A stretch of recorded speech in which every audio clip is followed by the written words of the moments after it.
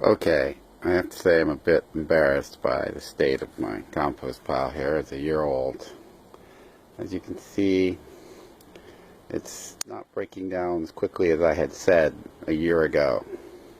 If you want it to break down faster, you really need to turn it, which I don't usually do. Don't usually turn my compost pile, especially when it is big. And you can see in the back side here, there's quite a few weeds that have grown really tall in the year that's been sitting here, and it doesn't look that much taller from that year-old video when I first started this. But you got this kind of volume, keep throwing stuff in it, it tends to compact. So maybe it's going to be 2 years it's just sitting here. I'm going to show off another smaller compost pile that's much farther along a little bit later, but I did feel obligated to show that the absolute laziest composting does take a while. I can't really deny that. It does take a while. So, I mean, this is still at least a year away probably, and even more, because as you can see, when you have this kind of volume, a normal suburban backyard just doesn't generate quite enough.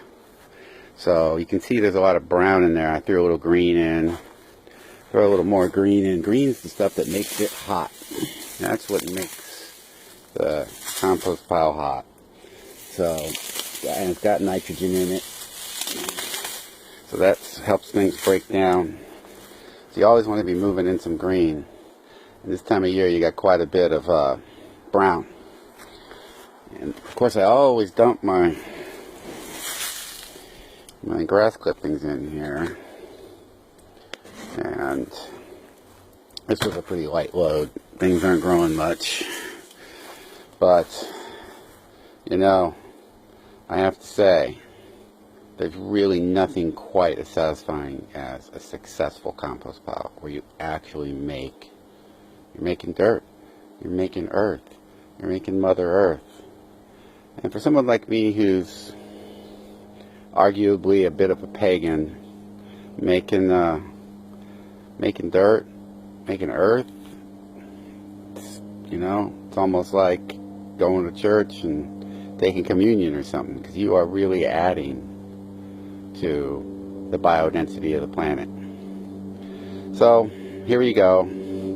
That's a year's worth of compost from the suburban backyard here, and it hasn't been turned, and I'm just piling it up. Now, I don't put anything, you know, put a lot of food in here because it really attracts animals. You don't want to do that, because then it just becomes a big nuisance. As it is, I still get possums and stuff digging in here looking for beetle grubs and whatnot, earthworms.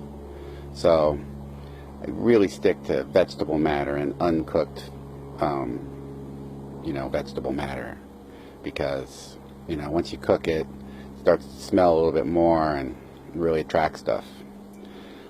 So I know this is a little distressing to people who thought, well, you know, I could make a wire cage like this and have a bunch of dirt in the air. Well, you can, but you got to turn it, and I haven't been turning this.